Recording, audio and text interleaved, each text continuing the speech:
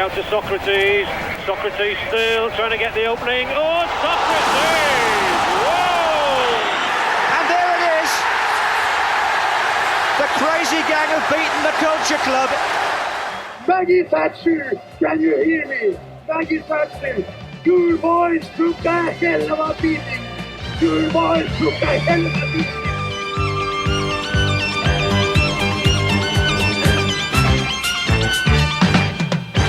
Welcome to Your Boys Took a Hell of a Beating as we continue our look at the 3 World Cup 2026 hosts. And having talked all things Canada last time around, we're heading south of the border and into the USA tonight. I've got Ivan McDouall along with the ride for me on this particular episode. Good evening, Ivan. How are you? Good evening, Aidan. Yeah, excellent. Looking forward to delving into a surprisingly interesting history of the United States at the World Cup. Well, that is a perfect point to start us off on, because you're absolutely right. It is slightly surprising is it? It shouldn't be, but it is, isn't it? Of how much of a history there actually is in US soccer, as we can term it for our pals over the pond. There is an awful lot there. There's quite a rich World Cup heritage. I guess that, it's surprising to some, possibly, isn't it? Well, yeah. I mean, I think when you think of America, you think, well, surely they're going to be outstanding at most things, don't you? And I think that often Americans can have that sense, and I say that as someone who's lived in America for quite a long time at different points in my life. But I think that the fact that their embracing of soccer over this kind of checkered history through World Cups, I think, is a really interesting. Kind of deep dive really into maybe a part of World Cup history that's not often thought about. Well, I think that is definitely true, but equally, US soccer it goes back a long way. So going way into the past, again, it probably surprises some to know that the USA was home to one of the earliest professional leagues outside of the UK, putting it well ahead of Central Europe, for instance, which again, jars a little bit, seems odd. Earlier football development was based in immigrant communities, of course, in some specific areas, St. Louis being one of the most significant examples, I guess, along with the New York area. There were a few leagues that didn't stick around too long, dating all the way back to 1894. Then in 1921, the American Soccer League was probably the first proper, serious professional competition.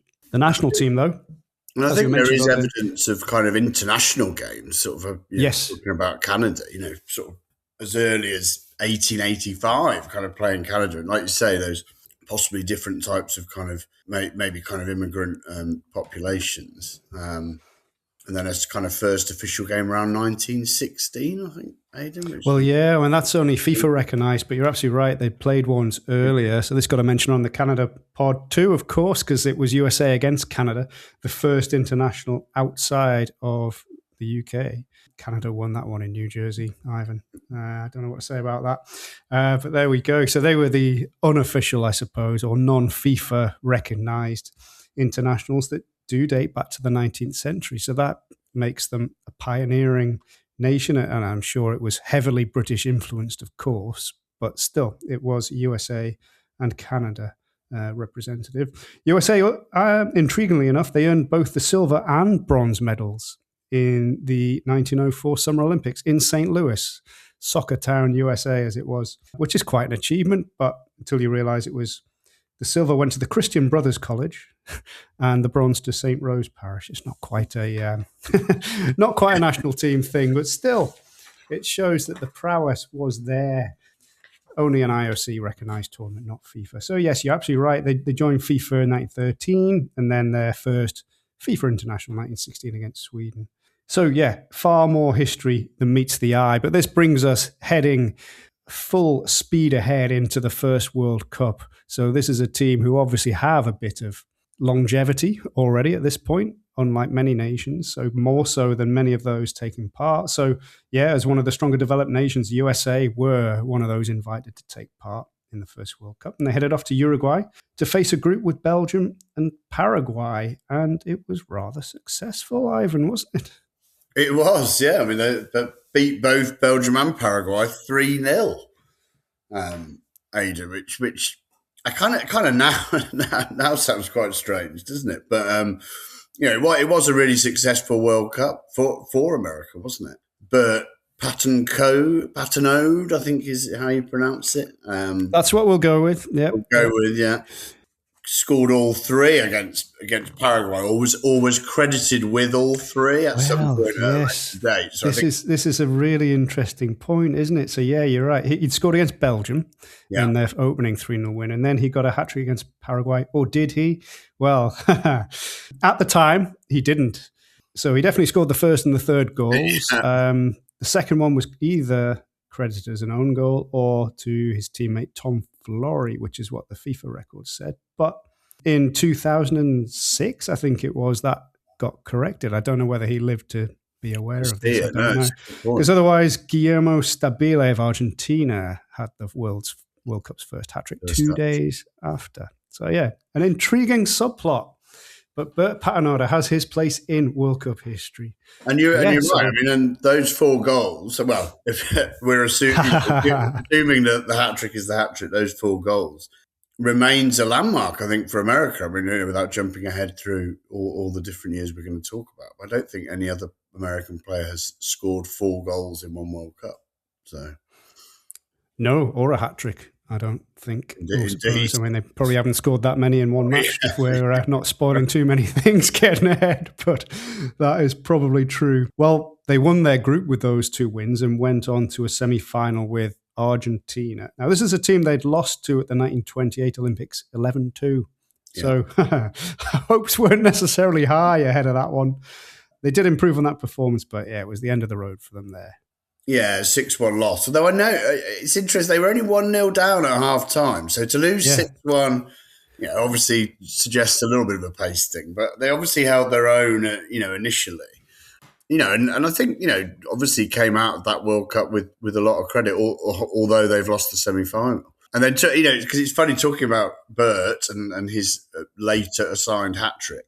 I mean, the narrative is that America finished 3rd in the 1930 World Cup, isn't it? But there wasn't actually a 3rd place game, is my understanding. And actually, it wasn't until 1986, I think, that FIFA somehow decreed that America had finished 3rd. And that remains, I guess, again, without spoiling too much, certainly the highest ever American finish at a World Cup, and indeed from the continent. So, well, no, that's exactly the point. Yes, it is. It's and I think the highest of anyone outside Europe or South America to go beyond just the North American thing. Now, on that 6-1, it was a bit of a pasting, but they were down to 10 men for most of it, with leg injuries. A broken leg one player had to put up with for a little bit. So he didn't come back after half-time. So that kind of explains some of it, unfortunately, from their perspective. But I think, as much as you might try to cite that as mitigation, I think they were always going to get beaten by the Argentina of that time. There was one other beautiful incident, though, I think we have to mention in that game. Their physio came on to treat one of these hobbling players on his team, dropped a bottle of chloroform, with the resultant spillage temporarily blinding the midfielder, Andy Auld. Now, can you imagine that? I can see it in sort of slow-mo, silent movie type, when the guys are sort of bumbling around in the slightly comic way. Oh, he's dropped the chloroform. Kind of Charlie Chaplin-esque escapades, isn't it? Yeah. It's magnificent. But as World Cup debuts go, this is pretty damn good. So they were only bettered by Argentina and Uruguay. Yeah. The 2 most significant non-British, I guess, national teams of the time. Possibly others who weren't there could have been, say, Austria or somebody like that, or Hungary, perhaps. Some of the Central European teams would be the only other ones to challenge that. But, this is magnificent. Oh, it is. And it's interesting you mentioned, that kind of the idea of non-British sides, because, in fact, obviously, a lot of the American team were certainly of British descent. Lots of Scotsmen. I think, a couple of people that have played, if maybe hadn't already, certainly did in the future, played professionally in England. I was reading about George Morehouse, who played professionally for Tranmere. And then there was a Bart McGee, which is certainly sounds a Scottish name, doesn't it? Scored the one of the goals against Belgium. was the son of Jimmy McGee, who had played for the Scottish national team as a kind of semi-professional. So it's, kind of a real British or certainly Scottish influence. Well, that's probably the only way we'd get British players in the World Cup at this time, isn't it? So it's if they had to do it under a different banner, so be it. Well, in 1934, a little more brief appearances at the next two World Cups. Well, they only made it to one. Bizarre qualifying format in 34 for North and Central America saw first round with Cuba beating Haiti in a 3-match playoff. Then Cuba then faced Mexico and lost over 3 games.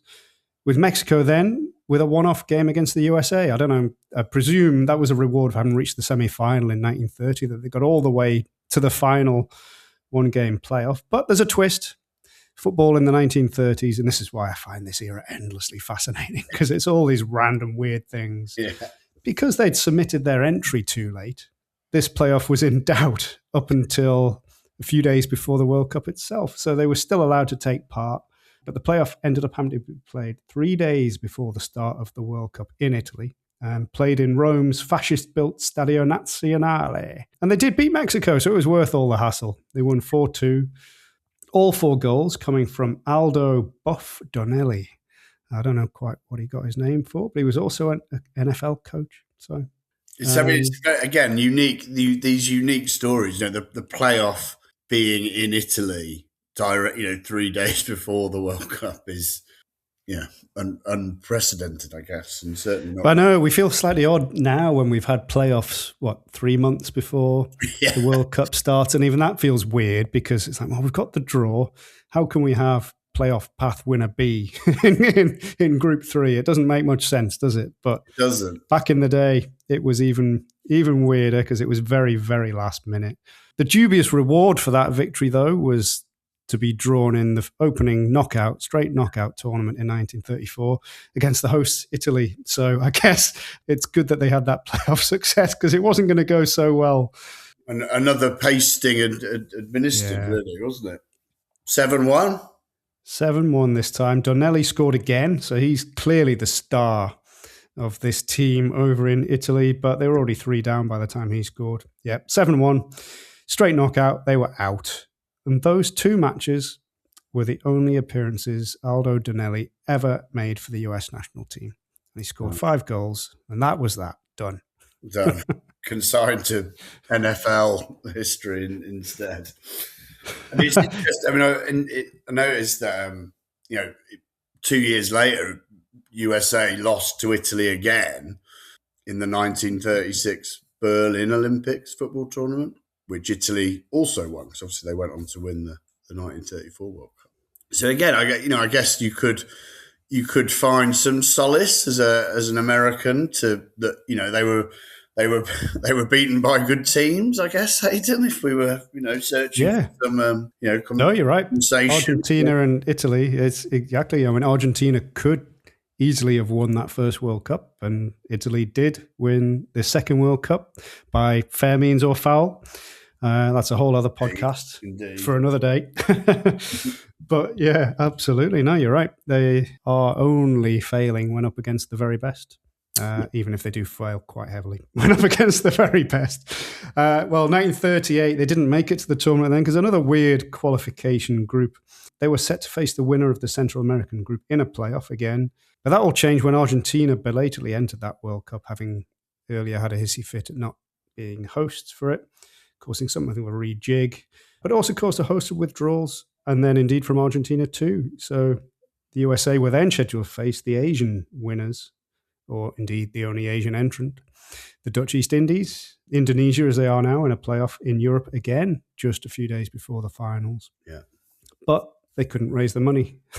So the trip never got made this time around. And I guess that's it's an era thing, isn't it? This is how it would have happened back in the day. I think it's safe to say that it probably got past the Dutch East Indies had they made the trip across and would have fallen straight headlong into Hungary, team destined for the final that year. So probably the same fate awaited. The same fate awaited, yeah. And I think there was a lot of kind of that sort of, early politics around the hosting, wasn't there, as you say? And I think the fact that 1934 would be in Italy, then we go to 1938 in France, I think that, some of the South American countries, as you alluded to, Argentina, and then also, those, the United States were obviously concerned that FIFA were maybe kind of having a European dominance and perhaps felt that should have, it was almost the other continents' turn to host, I guess. So I think that played a part as well, didn't it,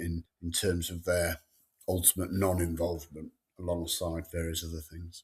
Yes, plenty of intrigue, be it political or self-interest in sporting terms, in the World Cups around this time, which, to me just adds to the sort of haphazard, random appeal of those competitions, makes them intriguing. But as much as the USA had quite an interesting time pre-war, that's probably just nothing compared to the first World Cup post-war, Ivan. Maybe not in terms of how far they got, but their story becomes really significant, especially to those of us of an English persuasion, after the USA qualified for 1950 in Brazil to join a group with Spain, Chile, and England. What could possibly go wrong when they first come up against the might of England in their first World Cup? Well, yeah, I mean, it had already and because United, it was the second game, wasn't it, against England? They'd lost 3-1 to Spain in their opening game, a goal from Gino Pariani. They did take the lead, in fact, so let's give them a little shout out for that one. But yes, I think they led until late on. I think it was. I think Spain scored 3 times, kind of in the last 10 minutes. So again, they kind of feel like they're holding their own in that game, and then it kind of all falls apart. But then, yes, off we go to Belo Horizonte, and one of the greatest World Cup upsets ever, Aidan, is it? I mean, is that fair? I think it has to be. I mean, this is England coming into their first World Cup, I guess, probably with a lot of complacency. Obviously, none of the UK nations had been part of FIFA for the 3 pre-war World Cups, so couldn't have entered. There was the possibility of an invitational entry in 1938 after Austria had to withdraw through not existing. But England didn't take that up, probably again because of the stance. So they withdrew from FIFA. All of the home nations did, about amateurism and payments and so on. But by 1950, they were back in the fold. It was a proper professional competition. And of course, any thoughts of superiority and proving it, I still suspect that the UK nations viewed the home championship as more important still, despite making the journey to Brazil. Scotland, of course, famously could have gone to the 1950 World Cup, but decided not to bother because they said they'd only go if they won the home championship, which served as the qualifier. The top 2 could have gone through. Scotland didn't. But England did. Look at some of the names among this squad, the talent. Billy Wright, Tom Finney, Stan Mortensen, Alf Ramsey was there. Yeah. Stan Matthews and Jackie Milburn were there, but only played in the final group match. I think that one maybe a little bit silly. They often that the omission of Matthews for the USA games often seen a slight kind of sense of that highfalutingness of, we can rest people because we will convincingly dispatch these upstarts from. It's fair to say that England should have won this game, not just in terms of our perception of what probably ought to happen on paper, but in reality too, they should have done. I think they attacked at will, 6 shots on goal in the first 10 or 11 minutes to USA having almost nothing, but they couldn't score. The Frank Borghi in the USA goal, one of the St. Louis collection. This was a squad based of part-time amateur or semi-professional players from St. Louis and New York mostly. Rather than anything really national, it's based around those 2 hubs, isn't it? And semi-professional. I think the goalkeeper Frank Borgi drove a hearse for a living, for example. Was outstanding, wasn't it? I mean, he sort of cliched, Aidan, single-handedly kept England at bay, really. And then on 37 minutes, another part-time footballer, really, an accountancy student washing dishes part-time in kind of Brooklyn restaurants. Joe, I'm going to maybe butcher his surname here, Joe Hitchens. Oh, pretty good, I think. Yeah, headed in what would prove to be the winning goal. Not again a kind of mixed heritage, I think, in terms of Americanness. But yeah, it was a cross from Walter Barrow. I think it was the captain, if not in the game, had been largely captain across sort of America of that period. And then yes, and America go 1-0 up. And it was again probably the goalie should have saved this one. It was a bit of a glancing, barely a glancing header, I think, really, as he flung himself at this ball in. But in it went. But surely no matter. We've still got a few minutes of the first half and all of the second half for England to correct this. And yet, it didn't happen. And it's chance after chance after chance again. Great saves, some hitting the bar, others badly missed, I suppose. But yeah, 1-0 it ended. And yeah, in terms of World Cup shocks, I think you're absolutely right. This has to be, to my mind, still the biggest. I know we've had others in recent times where you might pitch what seems like a lowly team against one of the best. So I don't even know that Saudi against Argentina last time can be in the same realm because it's fully professional players playing in a reasonable league. We've had, even when Cameroon beat Argentina in 1990, that again, not as big because we all underestimated Cameroon. Nobody gave African football proper credit at that time, but they were far better than general perception held. That exactly the same would apply to Senegal. I don't really know what else you could possibly say. Algeria, West Germany in 1982, but still, some of the players they had were top professionals playing at top European teams and being really good. So it's just not on the same scale at all. It's not. I think given no matter our kind of slight poking fun at England's kind of superiority complex. I mean, it was born from some reality. These were the self-appointed kind of inventors of the game, and when you reeled off that list of the squad, that is these are legends of the game against people washing dishes and driving hearses, and I think it is. Well, we even had one player, Ben McLaughlin, couldn't go to the World Cup because he couldn't get time off work. Walter Barr was a high school teacher. You're right, Frank Borghi drove a hearse for his uncle's funeral home. There was, what have we got here? Letter carriers, dishwashers, of course, Gaetjens being one of them, who wasn't even a US citizen. In fact, he was one of 3 that wasn't a US citizen. Yeah. But yeah, it's hastily assembled. They'd only trained together once prior to going to Brazil. It happened to be the day before they left for Brazil, and and they played a game against a touring English team in the US, which featured Stanley Matthews, who obviously wasn't properly preparing for a World Cup either, because he was still dawdling around in the USA as part of whatever that tour was. We have no chance, Coach Bill Jeffrey told the press, declaring his players sheep ready to be slaughtered. That's in the American press, whereas the English Daily Express never won to overstate anything, obviously. They wrote, "It'll be fair to give the US 3 goals of a start." Well, lucky they didn't. But there's a myth as well. I don't know how much of a myth it is that the result was reported as 10-1 in some English people assume press. They can't have lost. Yeah, how true that is, but I think it kind of speaks to the point we're trying to make, I guess, doesn't it? That it was exactly, yes. Whether it's true or not, it makes the point. Yeah, because people just could not fathom it.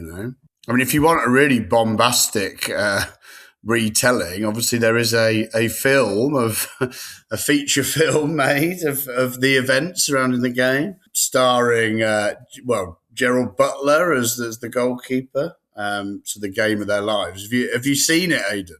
I've not seen it. I've read the book of it, which it's quite a short book, but it's really, really interesting. Really, really good. So yeah, I do need to see the dramatization of it. It's a bit. I think there's quite a lot of dramatic license, and I think in the film, it's they play England in their first game, so they completely ignore the fact that they had played a game.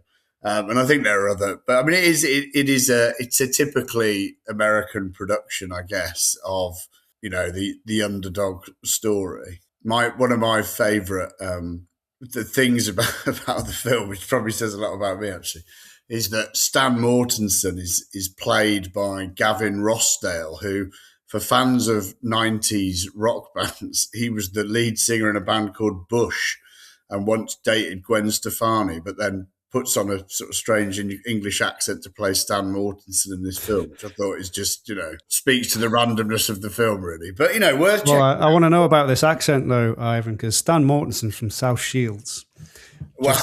Just across the river from me.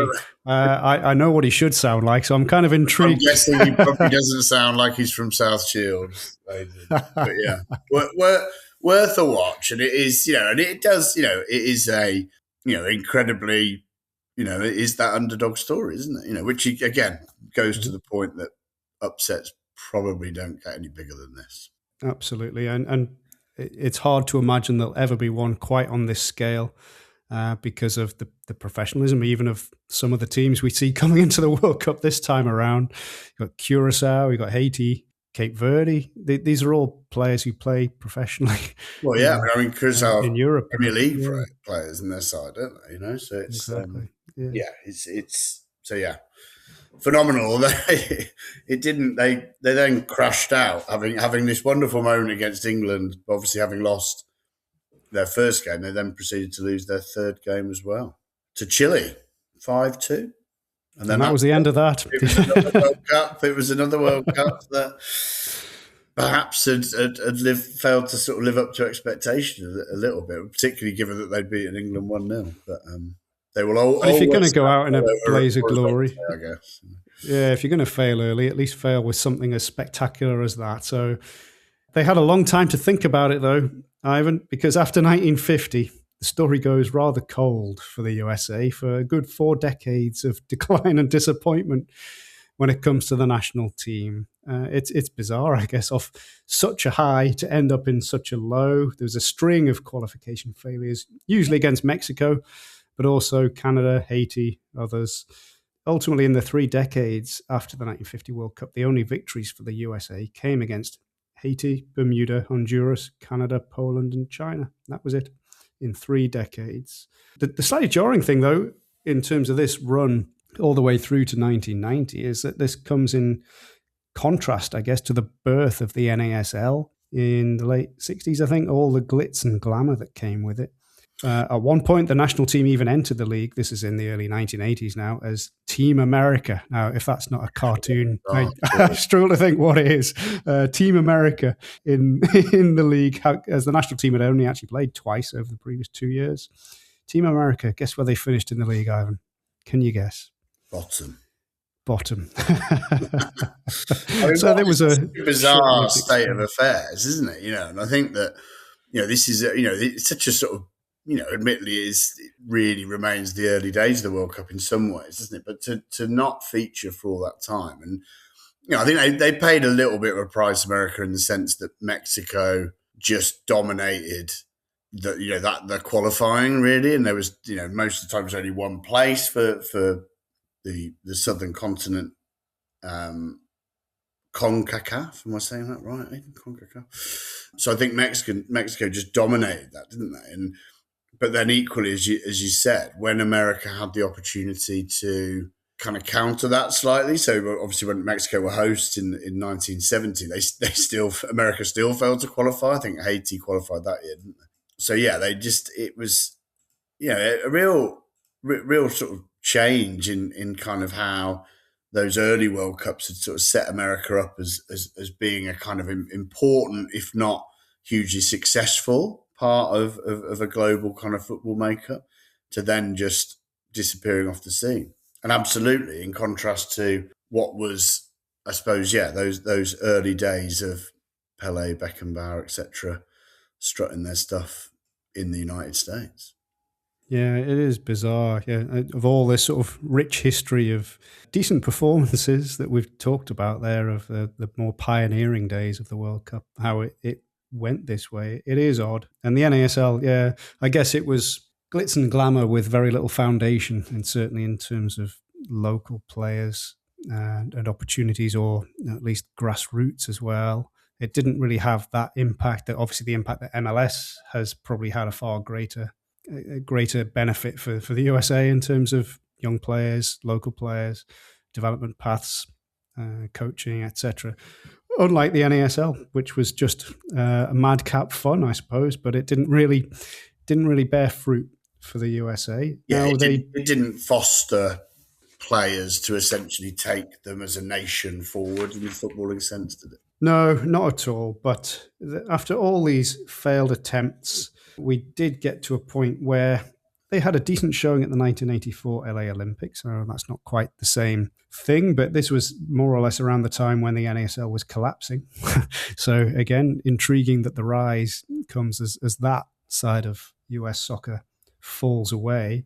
There was a failed bid to host the 1986 World Cup after Colombia withdrew from hosting due to economic concerns. I do recall England playing a friendly against the USA ahead of the 86 World Cup, or maybe it was the summer before. I can't remember. It was around this time.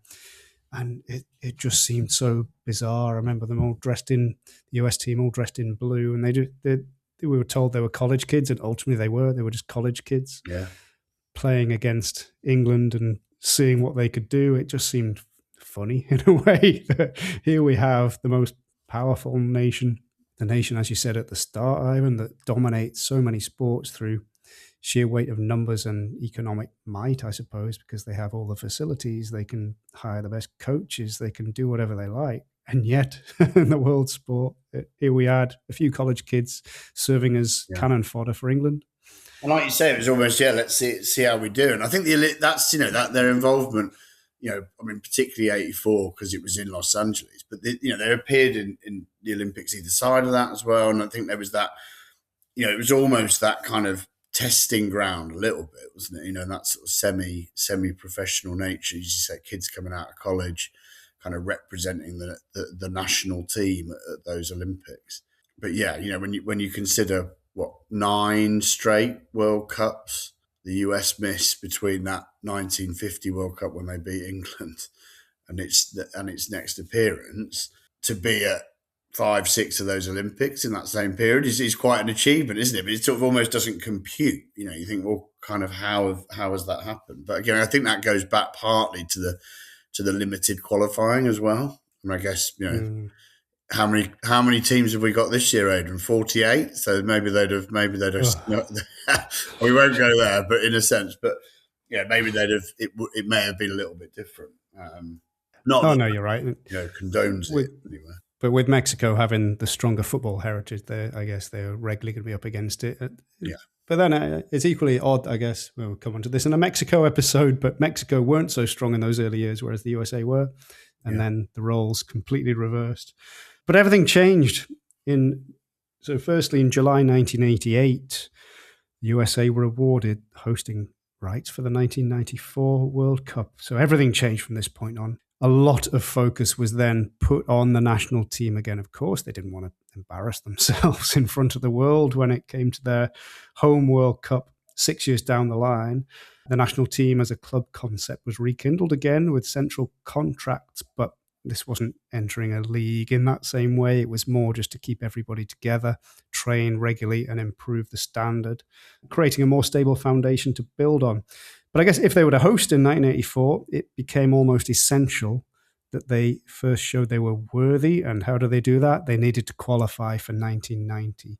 Now, this is a nation that at this point, as we've said, has now gone 40 years without a World Cup appearance, 9 entire tournaments. Qualification itself, I guess, one thing to note is that Mexico were banned in the 1990 World Cup. This may inspire a bit of chat with Dr. Pete when we do the Mexico episode, but that does seem slightly convenient, shall we say, that Mexico were out of the way. But the USA still had a lot of work to do. Quite an adventure. The qualifying was on a knife edge. Yeah, so going into the final game, the United States actually sat third, I think, in the group on 9 points behind Trinidad and Costa Rica. So I think there was still quite a lot of jeopardy. So yeah, you're right. There's this fortuitous might be slightly the wrong word, but fortuitous sort of element that Mexico are dispatched elsewhere and can't interfere with perhaps a more serene progress to World Cup qualification. But they still made it very hard for themselves, which again says a lot about maybe still where United States soccer was at. But the final game, November the 19th, 1989, in the Hasely Crawford Stadium, Port of Spain, against a Trinidad team known as the Strike Squad. The stadium painted red, and a huge game for Trinidad as well, who obviously had a chance to qualify as well. It didn't start particularly well for America. I mean, John Harkes, who I have fond memories of playing for Sheffield Wednesday, and in the English top flight. He had a number of chances, but Trinidad also were having chances.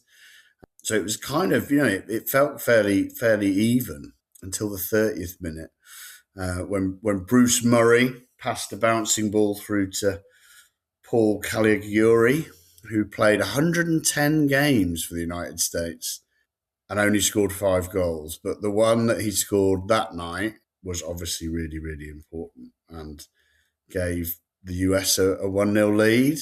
And that was almost that, Aidan. Yeah, well, it became known as the shot heard around the world. So the USA, well, they're self-termed. I'm sure it's been coined that in the US.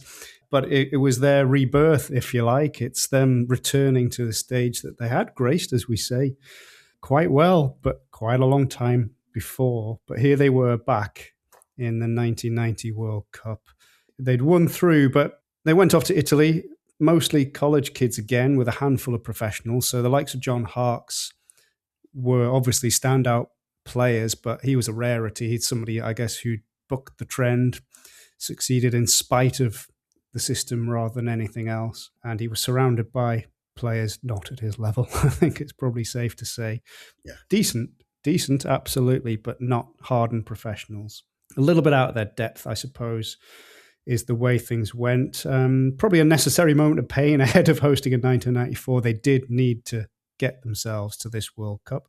They were naive, I think, in their opener, though. They got thumped 5-1 by Czechoslovakia, a decent Czechoslovakia team who'd go on to reach the quarterfinals. But I think they were probably a bit naive, a bit too open, lacking in street smarts, I suppose, when up against slightly more savvy professionals. And yeah, they got a 5-1 pasting.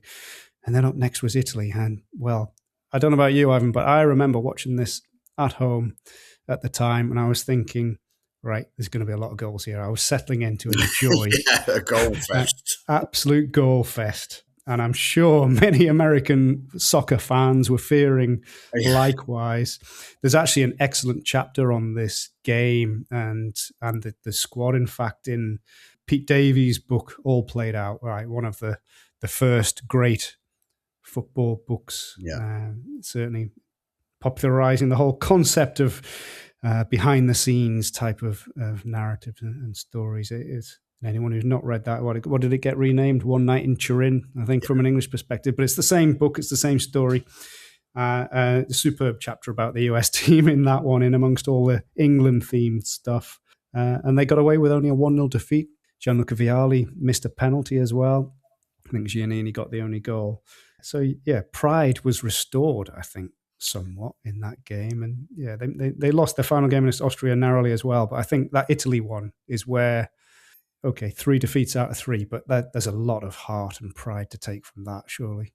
Yeah, and I think that it's difficult to sort of imagine the growth that was to come without the experiences of Italia 90, I think. And it was, yes, it was important that they qualified because they were, needed to prove that in terms of hosting 4 years later. But just, from the players' perspective, because you're right, there were a lot of sort of college kids, but there were players that would, still be around in 4 years' time. Tony Meola, John Harkes, who we mentioned, etc. So there was it was really important to set that kind of stall out in Italia 90. And although they finished bottom of the group. 2 goals scored. It's not, it wasn't some huge success, but I think how that set them up and Tab Ramos, who would play in 94 as well, has said that. I think he said, he played on much better American teams than what that went to Italy in 1990, but actually that team was different because it sort of set a tone really for what was to come. So I think that results aside, and perhaps as you said, Aidan, that some of that naive kind of sort of tactics actually would stand them in good stead. So the Czech game is a great example of that. I mean, Eric Ronaldo was sent off, and really the Czechs kind of baited him into getting that red card, and I think there were definite lessons there learnt around some of that naivety that would stand them in good stead in 4 years' time. And as you say, the fact that they dug in against Italy, showed that they could, maybe prove to themselves that they could at least compete at that level, if not ultimately be hugely successful.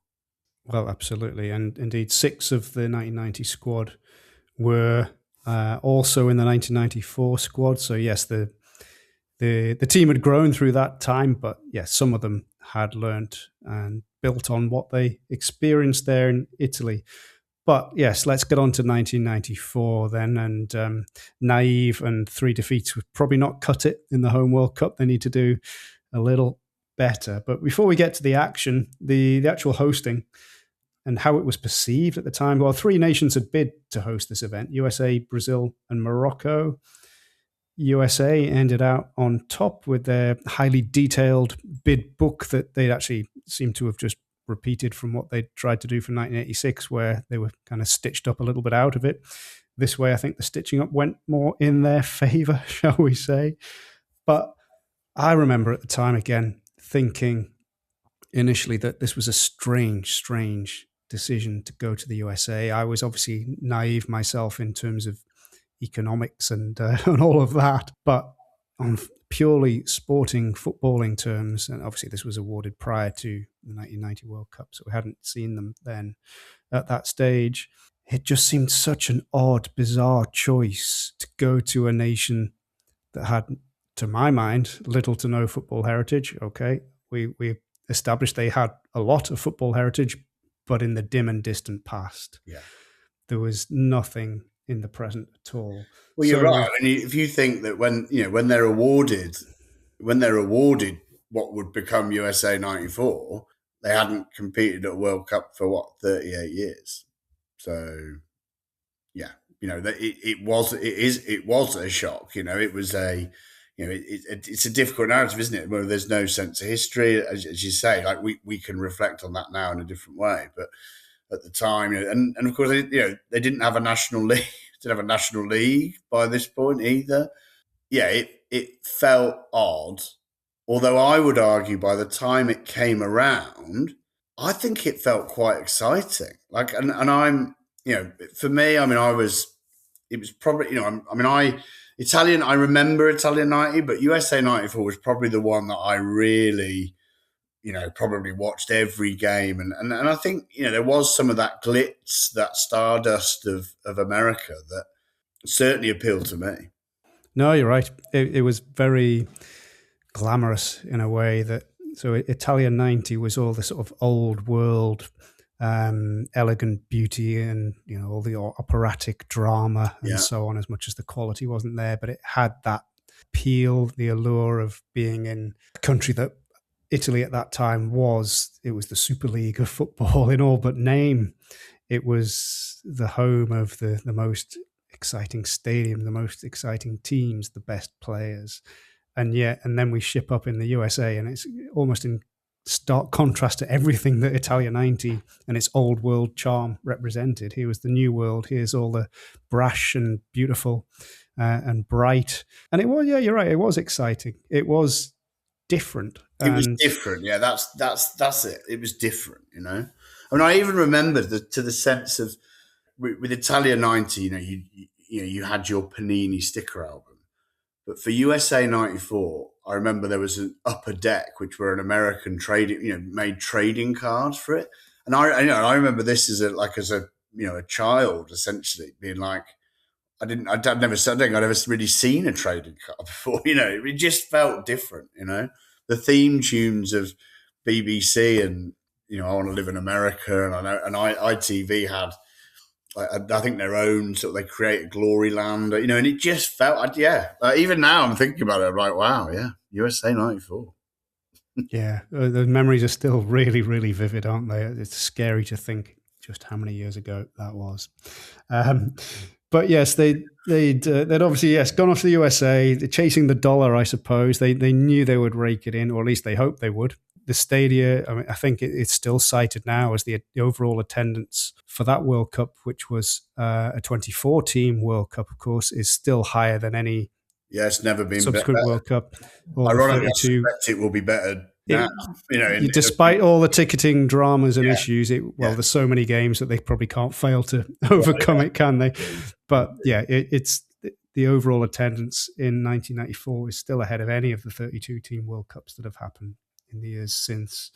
But yes, over to the football then. So the USA, they were under Boromir Milutinovic, the Yugoslav who had managed Costa Rica in 1990 to Scotland's despair, and Mexico in 1986. He would go on to manage various others in the years to come as well. He was a itinerant who, I guess his expertise was in bringing teams from the lower rankings of the qualifiers, if that's not being rude, to perform above their level. Costa Rica performed brilliantly in 1990, if you ever needed any evidence of him succeeding with teams from the CONCACAF region, and Mexico got to the quarterfinals in 1986. So he had some strong credibility behind him. Like I say, it was the sort of club mentality, although playing lots and lots of friendly matches rather than being part of Team America in any league that obviously doesn't exist. There wasn't a league. There were loads of fixtures, though. They also beat England 2-0 in the US Cup in 1993. I again remember this well because this came not long after defeating Norway for England.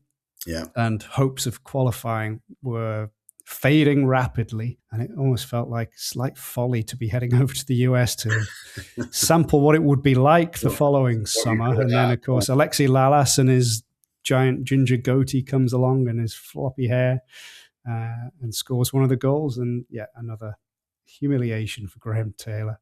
And it was Lalas, I think. He was, he described, the US at the time as like a club, didn't he? Although they weren't, in the sense, as they had been as Team America, like you say. I think that camaraderie that they built really for sort of the 2 years leading up to USA 94 was really important, and kind of helped capture some of that imagination of the public as well. It's an interesting mix, though, because, yes, many of them were centrally contracted like Lala, so didn't necessarily have a club at the time. There were no clubs professionally to play for in the US. But then you still had that smattering of European-based players. And it could have gone a bit wrong, perhaps, when those players had to be amalgamated into the group that had become so close-knit.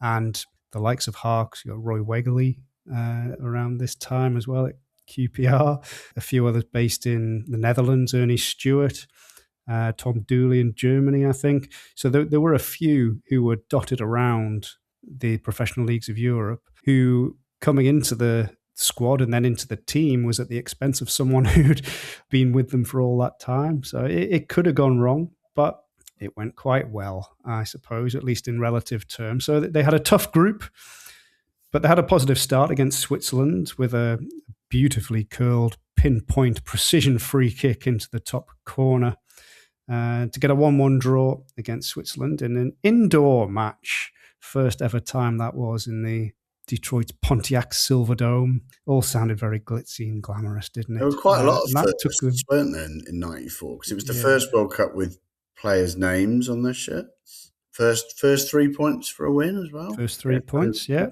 I mean, 90 was 2, wasn't it? So... And we'd had the change of the back pass law by this point after Euro 92 had been the sort of apogee of that approach. So yes, it was a bit more attacking focused as a result, which certainly helped. There were fears, I guess, there's another thing to mention, and this is probably has some relevance today, when there were fears and maybe they were scaremongering, I don't know, about what the USA might do to change the game for this World Cup. Would they introduce quarters? Well, we're getting that now with our preset drinks breaks and advert breaks in 2026. Would they introduce a different offside line? Would they have running up penalties as they were thinking of having in the various domestic leagues. Yeah. A lot of this was daft. But I think some of these points, I think that the quarters one is probably more pertinent, especially with how things are now. A lot of it was just scaremongering, of course. But yes, so they got on from that Switzerland game and they face Colombia next. Now, this is a famous match for all sorts of reasons. It's a very good Colombian team, let's not forget. Very good Colombian team who qualified magnificently, had come into the tournament as one of the favourites. Now, that's a whole other story indeed. Yeah. Dr. Pete would have hours to go into all of the detail of that and Colombia in 1994. Safe to say there's a lot going on behind the scenes that hampered their campaign.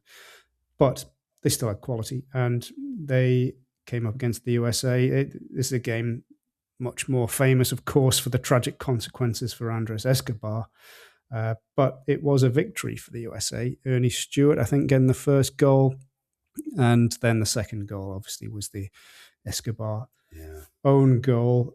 I don't know if this sounds churlish to ask whether what was an excellent result, and for a couple of days it was celebrated as such. But once the narrative changed, has some of the shine been taken off what was possibly was their only win since 1950 in a World Cup match? Yeah, I mean, I think it has to, doesn't it? Out of some kind of respect, and the tragic kind of results of what for all the success, for all the pleasure that it brought United States initially. What was ultimately a game of football.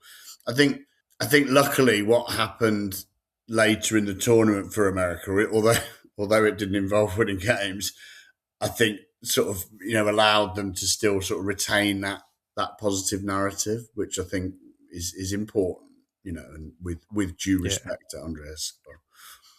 Well, oddly though, that was the only game they won, didn't they? So they lost to Romania in their final game, but still snuck through. They benefited from the 24-team tournament format, and went through in third place, and that took them into a match against Brazil on Independence Day, no less. So a perfect setting, really, because you've got a national holiday, you've got all eyes who wanted to be on it anyway. There was a lot of chatter about how Americans weren't interested, but many, many were. And they were focused on this match with, the perennial favourite and the team that obviously would ultimately go on and win the competition. And it was a really, really intriguing match, because helped in no small part by Leonardo's elbow smash onto the cheekbone of Tab Ramos, which I think we have to talk about Kevin Keegan at this point on co-commentary on ITV, who dismissed it in a rather alarming manner, thinking Ramos was overreacting and that Leonardo had barely touched him. Which Brian Moore was startled at this approach. But what that turned it into, though, was an 11v10 classic. It served as a slight leveler, I guess, in some ways, in that the far superior talented Brazilians, as stoic as they were at this point, were up against 11 Americans. For the most part, there was an American got sent off towards the end, but that didn't really affect the majority of the match. No, and it was just settled by one moment of real clinical excellence from Brazil. But it was a really intriguing, really good game that was 0-0 for most of it, but it was really absorbing. And this is what I mean about how they kind of, sort of moving on from Colombia, they managed to kind of reclaim a little bit of a sense of their World Cup, even though they were to lose the game. I think that, and yes, Brazil having lost Leonardo, is that, this was for perhaps an American football watching public that maybe didn't have a great sense of a World Cup history. Playing Brazil was the pinnacle. This was the greatest team, in World Cup history.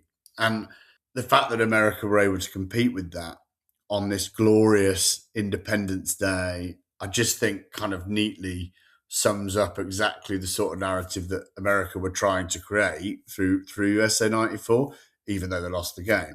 And you're right, until 72 minutes, Bebeto scores, and that's, all right, yes, 11 against 10, but that was, and it felt. I mean, I remember watching it and thinking, gosh, you kind of want it. It felt again like that underdog story, Lalas again and throwing himself in front of everything. Like even the goal, the famous image of sort of Bebeto reeling away and Lalas is sort of still sliding sort of past, it felt like a real shame almost, that we lost the hosts that day.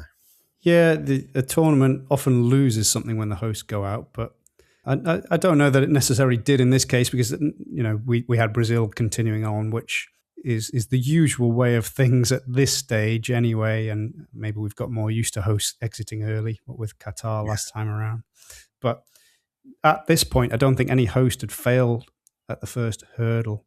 So that was a massive thing for the USA to make sure did not happen to them amid all of the sort of ridicule that much of the old footballing world had heaped their way in advance of this tournament of the potential embarrassment and why it was going to a nation that had no recent football heritage whatsoever. So yeah, they proved their worth. I think it's clear to say on the field. But what about off the field in terms of the tournament itself? It was, a huge boost, I think, to American soccer. The MLS was launched soon after, which was one of the conditions of hosting it. Well, it was given that momentum, wasn't it, by their their relative success or competitiveness in it. I think was the momentum that it needed to, condition or not, I think, kind of start to build a profile that would become the MLS as we know it, really.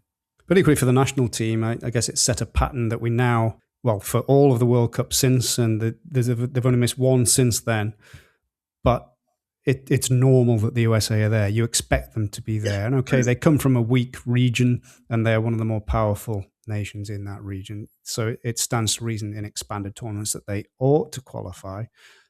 But they're a team that, as we'll come on to in due course, that have competed well with nations from all over the globe in all the successive tournaments. And I think, the success, if there's a legacy of 1994, it's that we see them as part of the World Cup furniture, if you like. Yeah, absolutely. They're a team that you don't necessarily want to come up against because you're going to have a tough time of it. One final question on 1994, though, Ivan. The kits. USA kits. Good, bad, ugly? I love them, actually. I mean, I particularly liked what was, I think, the away, which I think they wore more, but which was obviously that kind of denim and stars version. And then the home sort of version was like the stripes from the flag, which is what they wore against Brazil. I mean, I loved them, I almost actually dabbled the other day and brought a replica of the denim one. So I just think, it's just, to me, as I say, it's an iconic World Cup, and that kit is kind of part of that. And I think, you're right, Aidan, that it enabled America to become, like virtually a fixture at World Cups. But I think it also, and I know this is a podcast about the United States football team, but that World Cup and the fact that they were hosting, I think, to me, began to open up a little bit more of a different kind of cultural impact and conversation around, I remember that World Cup for the great, Nigerian team, Saudi Arabia. And so it feels to me like the legacy of USA 94 is not just an American legacy. I think it's a beginning of perhaps a widening perception of, certainly for me, of kind of some of those other nations out there and what would prove to be then in future World Cups. No, absolutely. Well, they did indeed qualify again next time around, and whether they could build on the success of 1994, well, no, they couldn't. It was a bit of a disaster all around. Let's be honest. We've gone back to the realms of Italia 90 here with 3 defeats. They lost to Germany and then the final game to Yugoslavia. But in between, there's a rather more significant match, which we really need to talk about as well. So they lost 2-1 to Iran in Lyon. Huge attention of the world, obviously, on this one match, Ivan. It was something that was repeated, I guess, with rather less drama in 2022. They played each other again there with slightly less focus and attention. It may be repeated with far greater drama in 2026. If the dominoes fall a particular way in their groups, they may well meet in the last 32. Now, that would be something. But back in 1998, there was huge significance placed on this match. Yeah, and I mean, I think there's huge tension between the two nations that had been long gestated before France '98. But I think it was that the fact that they were cast together on this sort of global stage. It had never happened before, in the sense that Iran hadn't been at a World Cup for 20 years. Obviously, then America hadn't been prior to that either. But I think it was one of the first real memories I have of that real political context, like seeping in to a World Cup game. And I think that it felt much more important for America in some ways, in terms of what was about to unfold. But then obviously when the result did unfold in the way that it did, the importance and the pride, I guess, that was afforded to Iran then very much switched. I think that was my perception of it at the time as well. Yeah, absolutely. It meant a lot to Iran. I remember there was a video documentary afterwards from, what's it called? The presenter of the comedy quiz, the Stoke City fan. Anyway, he did a documentary based around the Iranian team. He went and stayed with them. He told their story. You got to know them, and you could see how much that victory meant to them. The name's going to haunt me now, but he was on the quiz with Lineker and David Gower. Nick Hancock. Yes, that's the one. Thank you. We got there in the end. Anyway, but yes, that was a massively significant match in World Cup history. But for the USA perspective, it was a bit of a disaster. In terms of the overall perception of it, there was slightly jarring at the start because the Iranian players had come on with bunches of flowers for everybody. They had a huge, not pennant, I think a massive plate to give to the US captain, whereas the USA just had the standard pennant and looked rather sheepish and embarrassed at things. I mean, Iran definitely saw it as an opportunity to perhaps change perceptions of how their country was seen, didn't they? And I think perhaps some of America's less awareness of that maybe probably didn't help. No, absolutely. And for the USA, a lot of the blame was put onto the coach, Steve Sampson, not just for their performances in that World Cup, but also for omitting the team captain, the aforementioned John Harkes from the squad. This is someone he had previously referred to as his captain for life, but he was out. Sampson didn't really reveal the reason for this for a long, long time. And things seem to get revealed quite late when it comes to the USA in World Cups, don't they? We've got another 21st century reveal here. In February 2010, Eric Wijnaldum publicly revealed in front of a gathering of the news media that Harkes' omission was due to him having an inappropriate relationship with Wijnaldum's wife at the time. Yeah. So there you go. But yeah, he said, on such instances, World Cups are fortunes turn. It sort of looking back, I think that for the US '98.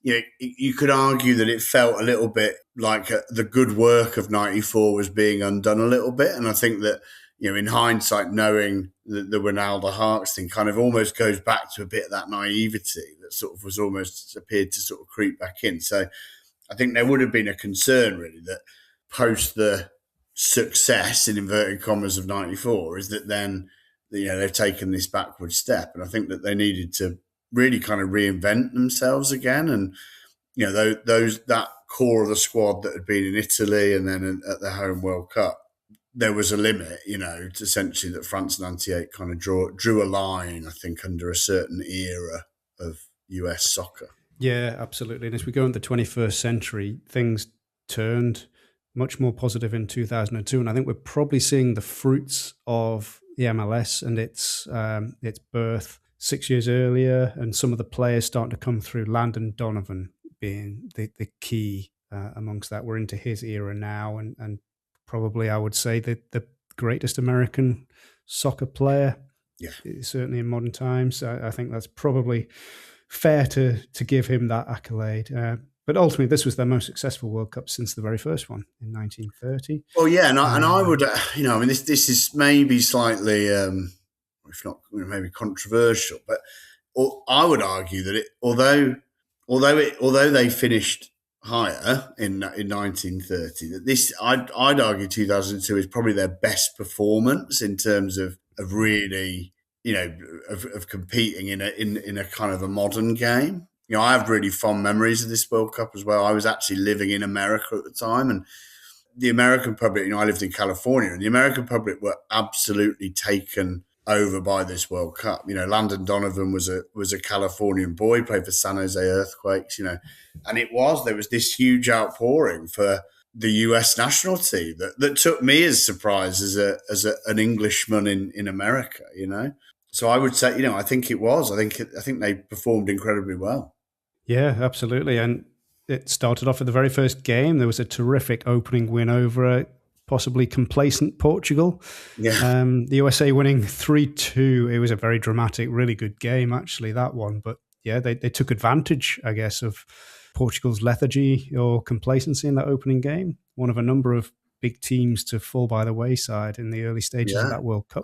I mean, the States went 3-0 up, I think so. And you're right. I think there was an element of Portugal, perhaps seeing it as it was a nice, easy start for them. But Brian McBride, who would later play, of course, in the English Premier League, scoring one of the goals. But yeah, Portugal kind of fought back a little bit to get to 3-2. But a fantastic start, against a.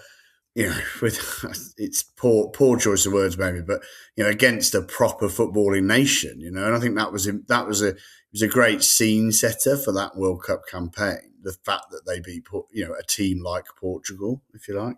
Well, absolutely, yeah, it was a good scene setter for this tournament when we had Argentina falling by the wayside, France, of course, struggling in the groups. Others to fall by the wayside in the early knockout rounds too, Italy, Spain, and all the stories around that. But it was very much the theme of that tournament, but it required these other teams to have the wherewithal to get past them. And the USA did on that day. They then drew with Korea, the hosts, who obviously were in a very fine moment themselves. A loss, oddly enough, to Poland in the final game, but that still saw them through as runners-up. Yeah, thanks to that win over Portugal. Well, yeah, and also that South Korea beat Portugal. I mean, so Portugal had, I guess by this point, had completely resigned themselves to sort of some level of humiliation. But the Poland loss, notable for Donovan's first World Cup goal as well, which was the first of many to come. But then, the last 16 game is arguably America's most defining World Cup result, beating Mexico 2-0 in the last 16. Landon Donovan again and Brian McBride again. I remember that day, and I just felt like a sort of seminal result for US soccer, really, particularly given some of the things we've talked about that that competitiveness with Mexico on a footballing sense. Absolutely, and I guess this is coming into a time where the USA and Mexico competed more equally in terms of dominance of the region, but this 2-0 win, 2-0, as the Americans like to taunt the Mexicans with, was one of a number of 2-0 wins they had over Mexico over the years that seemed to be a bit of a theme. It was a huge win. It was, and again, I remember watching it in my naivety, thinking that Mexico had the greater quality and they would show, but no, the USA, they're obviously well used to facing Mexico. They know what they were getting into there, and they knew how to overcome, and they were well worthy of that win, and it was hugely significant. And it took them on to a quarter-final with Germany. Now, this is a Germany, not really that great a German team. They obviously would go on to the World Cup final, but hardly vintage Germany. They lost out to a Michael Ballack winner. Now, Michael Ballack was one of the players of the tournament, I think, dragged Germany all the way through. He was himself superb, but the USA were denied a clear and obvious, to use the phrase of the moment, penalty when a German player, was it Thomas Frings, I think, handled the ball on the line, preventing a goal. Now, that should have been a penalty. It should have been a red card. Safe to say VAR might have sorted that one out. But They were robbed. They were robbed, Aidan. Yeah, they were robbed. Again, I remember watching it was in the early hours of the morning in America. feeling distraught on on my American friend's behalf that Frings wasn't punished appropriately. But you're right. I mean, Ballack was something else for many years. But I think I have particularly fond memories of this tournament. But the fact that America had got to that quarterfinals, I think is, as I say, I think obviously I don't remember 1930, but for me, like a really important staging post, in terms of sort of American soccer's development, and then as you say, Landon Donovan's development. I mean, he was named Young Player of the Tournament. So again, so I suppose really that first time that American soccer at least had, that someone with a global profile, which I think was going to be incredibly important for not only the national team, but then to continue to drive the MLS forward. Oh, absolutely. He would have some big World Cup moments to come himself, but I guess he's the person who is the poster boy, if you like, for the development of US players, what they were able to now produce. And this tournament, a new benchmark for the team. Like you say, yeah, I kind of agree with you, really. It was an achievement better than the 1931. That was a wholly different era, different situation. This was, a far greater achievement. I mean, can we even think that had that penalty been given and Germany down to 10, could the USA have ended up sneaking through to a semi-final against South Korea? I mean, wow. Well, and I think it wouldn't have. Yeah, I mean, I think they were really hard done by with that decision. But I mean, it's again obviously conjecture, isn't it? But I think that their success at that World Cup, should be celebrated. Absolutely, indeed. But again, they failed to follow that strong showing up with the subsequent tournament. A bit of a pattern there, I guess. 2006 was less impressive. Their best result in their group elimination was a 1-1 draw with Italy, where the most significant contribution to that World Cup was seeing De Rossi sent off in that match. So, yeah, that's probably their most major contribution to that World Cup amidst other disappointment. But then we come to 2010, and this is where the intrigue comes back in again. They're again paired with England. Now, when it comes to USA and England in World Cups, England do not know how to get past them. And that is very much clear. The USA, do they raise their game? Do they, I don't know if it's a chip on the shoulder or some sort of determination to quieten the old world that comes into it with an arrogant expectation? It's probably fair to say. Do we remember the newspaper headline at the time of England's draw saying, easy was the headline, England, and then Algeria, Slovenia, and Yanks saying what an easy draw we had. Yeah. Well, didn't quite work out that way. The opening game was England-USA.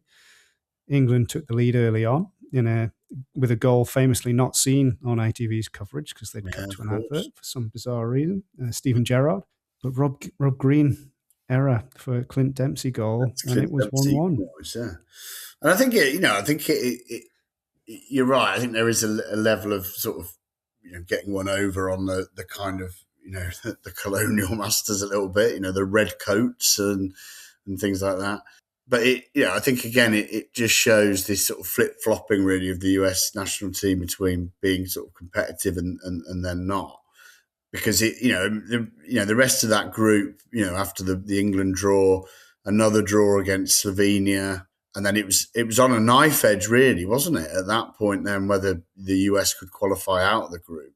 But our man, Landon Donovan, steps up in stoppage time to win the group for America, which is the first time they'd won a group, again, in quite different circumstances since 1930, wasn't it? So, but again, it could have gone any number of ways, couldn't it, on that final group game? It was only that very late Donovan goal against Algeria that kind of catapulted them forward as group winners.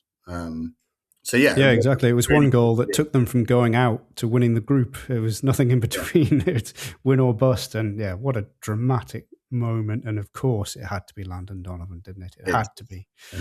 But that took them to a last 16 match against Ghana and indeed all of Africa, which they lost 2-1 after extra time. I think the narrative was very much in the Africans' favour at that time. Ghana were a very good team, and could indeed have gone to the semi-finals themselves if circumstances had gone different. That's a whole other story again. But, another good showing, dramatic moments. They were nobody's mug in this competition. They didn't lose any game over 90 minutes across those 4 games. It was just that one phenomenal extra side. time. I think, you could almost call this period of US men's soccer the Ghana years, because they lost them in 2006. Then obviously lost them again in 2010 in the knockouts, and then would play them again 4 years later. They will indeed, yes. So we're off to Brazil, and to the backdrop of "I believe that we will win" meme from the bars of Brazil, chanted by the American Outlaws fans group. This is the USA now under Jurgen Klinsmann. And yes, their first match in this tournament was the same team who knocked them out of the previous one, Ghana, as you say, the 3rd in a row. This time, the USA won 2-1. Clint Dempsey scored after just 29 seconds in that game, and then John Brooks with a late winner. There was then a 2-2 draw with Portugal that possibly could have been a win as well, and a late equaliser from Portugal on that occasion. Dempsey scored again. I think Clint Dempsey was always, for me, Aidan, a bit of a stretch. Maybe Spurs and Fulham fans might disagree with me, but I always felt that he was somehow better for America than he was maybe for his club sides. But maybe that's just maybe my limited exposure. But I think there's something in that, because I think it's something that maybe those of us from a country with a powerful club scene and league fail to appreciate about players from other countries, is they have that extra boost that maybe we dismiss at times, and see that sometimes, this isn't me for the record, but for some people, international games are too much of a distraction. They get in the way. The tournaments are different, but I think the pride that many nations take in playing for the national team and performing and being on the world stage. Yeah, it's a really valid point. Is slightly stronger. And I wouldn't be surprised if your perception on Dempsey is right. He was a good player, but elevated slightly above that at times when it came to the USA in the World Cup. There was a narrow loss to Germany, but that still took them through to the knockouts, and they came up against Belgium in the last 16. Now, this is the golden generation era Belgium, so there's a lot of talent in that team. But it's the man in the goal for the USA, Tim Howard, erstwhile of Man United and Everton, performed heroics throughout this game. Yeah, and kept it at 0-0. I mean, the game went to extra time, didn't it? Without when it was goalless. It was only then that De Bruyne and Lukaku kind of put the game to bed. I think again, we're kind of seeing quite a lot of this in the US World Cup history, aren't we? Of kind of sort of digging in against teams and kind of valiant failure almost a little bit, and that last 16 game against Belgium feels a bit like that for me. Is that they lack a little bit of quality really, but can kind of stay in the game. But then players of a different level can kind of get them away. Although they did score a consolation through Julian Green, so a credible 2-1 loss. Yep, absolutely. A good campaign again, and I think I sort of jokingly referred to the meme from the fans and so on. But what that also makes plain, I think, is the huge levels of engagement that the national team brings to American football fans. There's a significant culture around soccer in America and the national team especially, that it's easy again to dismiss as relatively new, but we're going on several decades now that it really has thrived to some extent, and it'll always be slightly in the shadows of the more major marketable sports in the USA, I guess, but it's definitely a much bigger deal. And when we think back to things in our youth that we were referring to earlier, of the college kids and the lack of a league, the lack of interest in a national team that barely played, it's come on leaps and bounds since then. But when it didn't come on, it was in 2018, the next World Cup. As if the boom and bust cycle could possibly continue, it goes even more bust in 2018, a qualifying failure that saw Jurgen Klinsmann dispense with during the qualification phase. They failed to reach the Russian World Cup. I mean, how on earth, this isn't meant to happen. in the modern age, is it? In the expanded World Cup formats, It is a huge economic market that FIFA craves for TV rights purposes, if nothing else, to miss out. That's not meant to happen. Well, it isn't it? And they've USA have recovered from this kind of missing all these consecutive World Cups to then being a similar amount of consecutive ones to then, but possibly my favourite story of the USA World Cup kind of chronology, really, because there's something very, I guess, poetic really about their non-qualification. So obviously we talked earlier about the self-styled shot heard around the world when they beat Trinidad and Tobago to qualify for Italia 90, which, as we've discussed, is so important in the development of US soccer, really. But 2018 the 2018 qualification saw the tables absolutely turned with a kind of a rematch between the United States and Trinidad. So November 2017 at the Atto Bolden, so the famous Trinidad Sprinter Stadium. And again, pivotal match and a real opportunity, I think, for Trinidad to exact some revenge for 1989, which they duly did. And there are so many great kind of links to the game that had happened 18 years previously. Alvin Jones, who scored in the game, was the son of a player that had played for Trinidad in the 1989 game. And I just think it's a wonderful story, Aidan, although not great for America, but the fact that Trinidad obviously qualified for their, correct me if I'm wrong, first World Cup as a result. Well, no, there was 2006 was the one they went to. So actually this was a Trinidad team who weren't going to make it through, but they still put the spanner in the American works, which, yeah, you're right, though, with the echoes of 1989. And I'm sure Trinidad, despite their own hopes having faded, were more than happy to twist the knife into the USA as a slight act of revenge for that one. And I'm sure it was sweet. But the USA were not absent for long. They were at the last World Cup again, 2022, qualifying as runners-up behind Mexico, I think, that time around. So they end up in a group with Wales, England, and Iran. So Wales was the new one for them. The others are becoming familiar. Wales, they probably could and should have won that game, USA.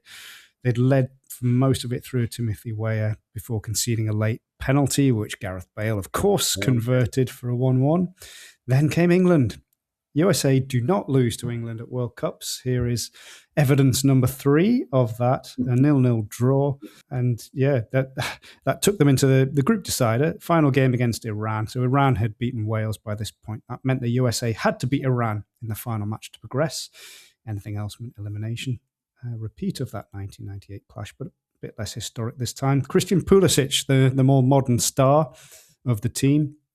He scored a winning goal to Dempsey, I think. Like the conversation we had about Dempsey, like Pulisic to me is almost the next example of someone who perhaps possibly saves his best for the US national team, or is at least held up in a position of kind of the hope that he will do that.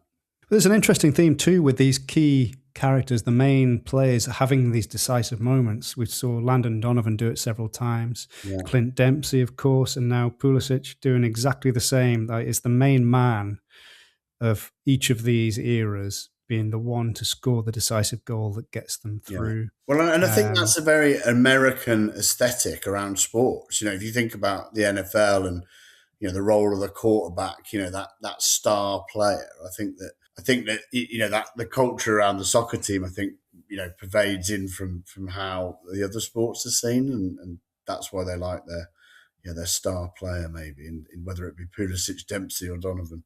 The all-American hero, shall we say. Yeah. Well, that took them through to a last 16 clash with the Netherlands, a very good Netherlands team. And that was the end of that. They went out 3-1. And that brings us up to date then, Ivan. Now we know we have a tournament to still talk about. However, 2026 mostly will be played in the USA. If we talk on the field first, because that'll probably be shorter and quicker than the off-the-field discussion. On the field, we've got a team coached by the Argentinian Mauricio Pochettino. well known to us in this country, of course. Maybe not with such star names of the past, but Pulisic, as we say, is still around, the biggest star of the current era. They've got a relatively comfortable draw. They've got Paraguay, Australia, and Turkey who've confirmed their place now. How far are we thinking they might go with a bit of home advantage behind them? Yeah, I think it's difficult. Pochettino's is a decent coach, and I think the star power is a little bit limited. I think Pulisic is not the player probably was 4 years ago. The problem I think for me is that a lot of the friendlies they've played building up have been against quite good sides. So just in March they played Belgium and Portugal and lost to both. So I think that probably says a little bit about the level. I mean, I would expect them, as you say, it's a kind draw. I'd expect them to come out of the group, but then I think could get undone really in that first knockout round, depending on who they get. Because I think I'm just not seeing some sort of real stars in there that are going to kind of drive them forward. Do you agree? I probably do, but equally, as we talked about with the sort of power of representing your country, you do wonder if there'll be something that stirs them beyond the levels that they ought to be capable of, and they start to ride the crest of a wave a little bit. It'd be interesting to see, because I don't think they have the quality that they've had in the past of quite that level, of quite that depth across the board. But I agree, they're more than capable of getting out of this group. That's not to say that any of those opponents are easy. They're all good enough to give the USA a tough game and beat them on their day. Turkey, I know, have obviously got a lot of talent, so they're probably the strongest team in the group, albeit they're the last ones to actually seal their place there. But they flatter to deceive at times too. The crest of a wave analogy is a good one, because I think if America can start well and build some of that kind of public buy-in to not only being the host but to potentially advancing through, I think that will help. But as I say, I think those when you look at the kind of sides they've been playing in friendlies, which presumably have been intentional, to kind of sort of test them. I think ultimately they failed those tests. So I think it will be, I think once America come up against someone of some standing, they're going to struggle. And with the format, it almost feels slightly random as to when that might happen, because there's so many differences, so many different scenarios that could play out, that you could get somebody tough in the last 32, or it might let you get all the way to the quarterfinal before you face someone of that caliber. Permutations, aren't they? Yeah, exactly. Well, we shall see how that goes. But as for other issues then, Ivan, well, where to start? We've got a despotic president and recipient of the FIFA Peace Prize, of course, waging war on one of the participants, the team that they've played several times in the past, Iran. They're unable to guarantee their safety, suggesting they shouldn't come. We have the fact that fans from several competing nations are barred from entering the US. From other nations, those that can go there are subject to scans of their social media. Then there's exorbitant costs of tickets to the games and travel. Incredible fees for transportation to the games or a parking space, if you are able to do that, for these stadiums that are located nowhere near the city they're supposedly a part of. We've got the expansion to 48 teams, producing what may well prove to be a bit of a watered-down product lacking in jeopardy. Any other issues I'm missing? Halftime water breaks, which are TV adverts in disguise. Halftime show in the World Cup final. Oh, yeah, Coldplay in the World Cup final for half an hour at halftime. Gosh.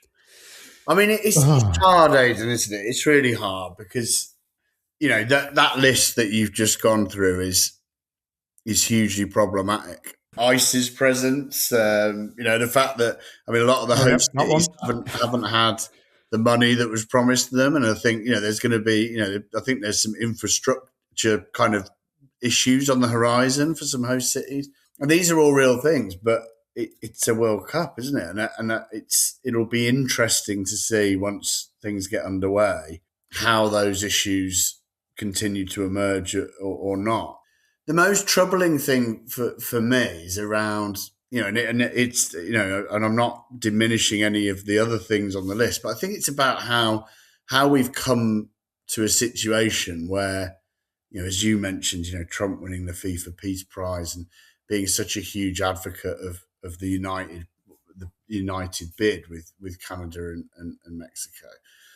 But it just seems to me that the way that bid worked, if you look back to the FIFA scandals around in 2015, 2016, and the kind of FIFA wanting to almost or making a decision and desire to sort of do things better, this seems just a completely kind of, it sort of undermined the reforms that they wanted to put in place on themselves, and it's kind of happening in plain sight, and like undue political influence by Trump and his son-in-law, and and as his kind of representative and it just doesn't sit right, given some of the scandal that FIFA had to go through and seemed to be saying they wanted to kind of be better at.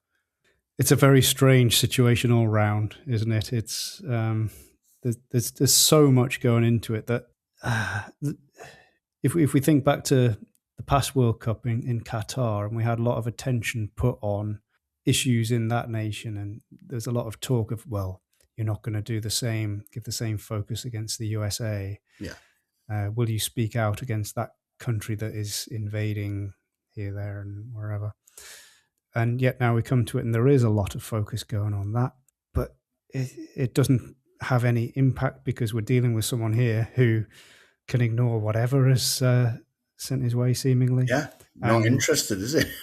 I mean, he's, you could argue enabled, even on a very footballing sense, kind of enabled to operate in this way. You just look at Miami, as a play, you've got Beckham and Inter Miami and Messi, but then you've got FIFA's legal HQ is there. Infantino has a property in Miami. So this is like, it's developing like a subculture with it. That is, to me, enables from a footballing perspective this to be happening. So I don't. It's almost like we shouldn't be surprised. It's the most bizarre World Cup in terms of all these issues in the build-up. We're very used to issues about stadiums not being ready, or about potential white elephants, or about, I don't know, security issues or infrastructure, transport issues, ticketing issues, or it's usually in the realm of getting tickets rather than being robbed blind for them with the dynamic pricing. But this tournament just seems to have opened up so many cans of worms, I guess, of different factors that are just running roughshod over everything. And we've got a FIFA president who ignores his own statutes and decides that, yes, political influence or political posturing from FIFA is absolutely fine. Aligning himself, if I put it politely, with Trump in such a significant way is astonishing. To have put himself, Infantino, in a position where he probably can't call out some of the issues that we're talking about because for fear of what that relationship will happen and what Trump may or may not do to his World Cup, all the threats of moving houses. It's far too late for any of this, surely now. But I think he's painted himself into a corner in essence, and at the cost of, or the cost of his ideal of securing that American market and what will be a hugely probably profitable World Cup, and I think Trump has agreed to not tax any of the commercial revenue that FIFA make from 2026 and stuff like that, which is, obviously a big boon for, Infantino's stewardship of FIFA. But it just seems to me that we're almost getting to a point where, somehow that, the World Cups will just be decided by who happens to be the president of FIFA. This year we are awarding it to the person I want to. This is how it feels, with America. Yep. So problematic. But genuinely, Aidan, do you think once we get underway, do those problems slip to the margins? They don't become less important, but does football take over? I don't know. Past history would tell us that yes, the football will take over, and everyone will be focused solely on the sport. We'll still have news reports about people's transport issues of getting to and from games, or I'm sure we'll get to hear from people who've paid several £1,000s for a drab 0-0 draw, things like that. But they'll be the side issues. It will be, unless something majorly significant happens with ICE or with a particular nation's fans, or a security issue with Iran, for example.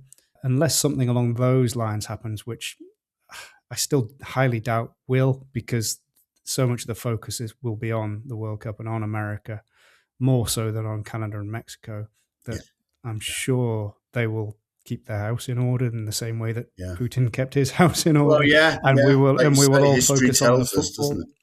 It does, and we'll all not forget about these issues, but we'll put them to one side and focus on the sport. It will take over. That's what history tells us will happen. It will be a strange one in some ways, but even in the sporting terms, coming back to that, it'll be a strange one because of the lack of jeopardy, the weird structure that we've got around a 32. So they've gone against what they'd previously said of 7 games maximum. Well, the finalists will both play 8 games. The plan for these 3-team groups, when that was binned off by Infantino when he saw how great the 4-team groups were in Qatar, which there was a lot of jeopardy on the final group games in Qatar. Yeah. It was terrific. And okay, well, let's keep 4-team groups, but we'll let 8 of the 12 third-place teams go through. Well, you don't have that jeopardy. So you don't, it's ludicrous. It's completely diminished, isn't it? And you've got whoever finishes third in Group A having to wait all the way until Group whatever the 12th number of the 12th letter of the alphabet is for the conclusion of that group to know if they're through. It's I don't know. Anyway, I don't want to end on a negative point, though, because I think a lot of what we talked about today is hugely positive about US soccer and their very rich World Cup history, far richer than face value would probably make us think. So many good stories.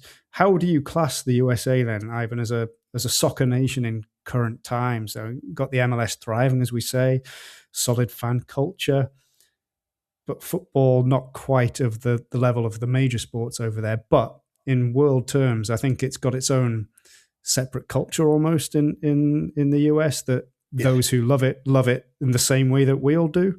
Yeah, absolutely. And with a passion that you don't only see in, you see in, as you mentioned, Aidan, the travelling hordes that watch the national team, and in obviously not in the current World Cup coming, but equally in the MLS. And I think that, the profile that the MLS now has, and, the Apple deal, and, although that will come to an end, I think has really boosted its profile, around the world, obviously with the help of the likes of Messi, etc., playing there. But I think I think you summed it up really nicely that, almost that you expect America now to be at World Cups. And I think that, no matter the discussion around how many teams are in a World Cup, even with a smaller World Cup, you would probably expect America to be there. And I think that is, they deserve credit in essence, in my view, of being able to establish themselves in that way. Will we see the USA winning the World Cup one day? I don't think so. Ooh. I don't think so. I just don't.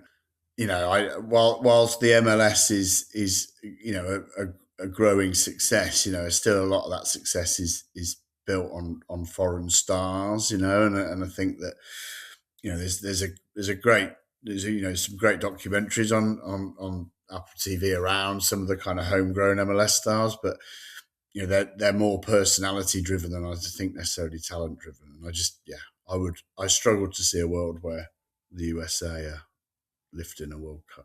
Certainly not for a long time, that's for sure. But who knows in the future? Well, and finally, in traditional manner for these pods, Ivan, I sent you a singles chart, UK charts from the 4th of July, 1994, that great knockout match on Independence Day, Brazil, USA in 1994. Quite a few things in here to look at. Anything that you would be, as Stephen would say, illegally recording from the radio? From the radio, yeah. Well, I mean, I think it's interesting because, I kind of remember these charts and a lot of the songs in them. And I think that at the time I was probably not as cool as I maybe thought I was. when I see Word Up by Gun at number 8 and think, gosh, yes, I remember loving that song, and Crazy for You by Let Loose. But I think probably I'd like to think that I was illegally recording Shaker Maker by Oasis off the radio. Or possibly Yes, that's No in Good there, isn't it? by the Prodigy. But I think there's definitely an element of hindsight playing a part in that than what I was actually So doing. what you're saying, Ivan, is it was actually Swamp Thing and Meet the Flintstones by the BC-52s. It's also a big hit at the box office. That's Further down, though, I do notice World Cup themed. So Gloryland is in at number 37. yeah. The ITV theme. A little further down, I think we do have the BBC one, America World Cup theme 94 by Leonard Bernstein. Of course, it was from the West Side Story musical, wasn't it? That's down at number 58 at this point. We also still have the Man United World Cup, I noticed that. FA Cup final song in there somewhere, Red, which was not a classic. I definitely would not be recording that off the road. Glad to hear it. Glad to hear it. Now, if you were tired of the football, though, you could go to the movies. There were some big ones in this year. We got The Lion King. Elton John was in the charts too. Forrest Gump, True Lies, Speed. All sorts going on. Where would you be going? At the risk of sounding repetitive, I remember going to watch a lot of these films.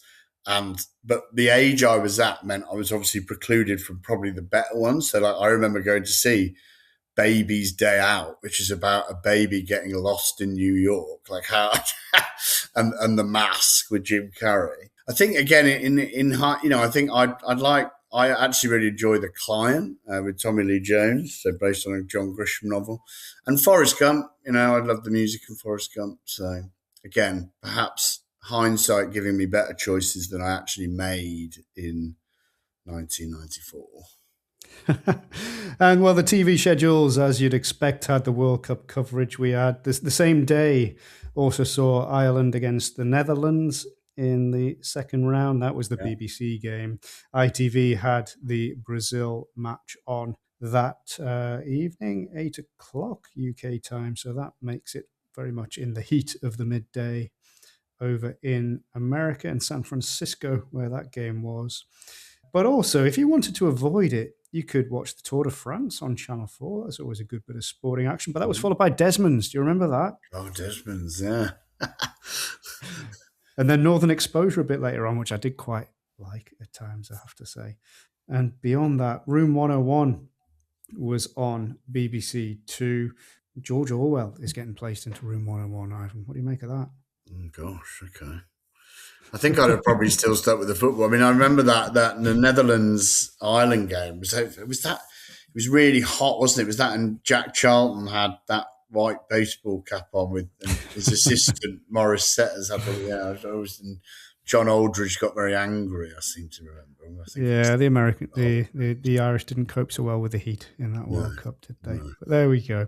Okay, then. One last question for you, Ivan. What is your abiding image of the USA at the World Cup? Which tournament do you go back to, and what image do you see?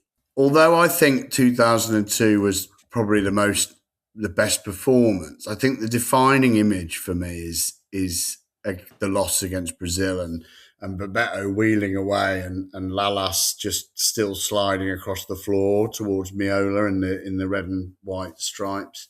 I think that, because that was my discovery really of United States football, 94. So I think it has to be that for me. No, I totally agree. It has to be. Well, let's leave it there. We've prattled on for nearly 2 hours on the USA's soccer history in the World Cup. But I think what that shows us is there's a lot to it, which, again, for the uninitiated, might seem a surprise at first glance, that how much, not just getting there, but significant moments have happened with the USA in World Cup history. So I've thoroughly enjoyed this ride back through time with you, Ivan. So thank you very much. Yeah, thank you, Aidan. And do join us again on Your Boys Took a Hell of a Beating. This is the World Cup theme, Little Brother. You have to say it's magnificent or something like that. I keep forgetting the exact quote, but I'll get there eventually. Do join us again and give us a share, follow, rate, all of that kind of stuff if you enjoy what we do. And do join us again next time. The next one of this series will be taking us south of the border again to Mexico and another rich World Cup heritage. Thank you very much and goodbye.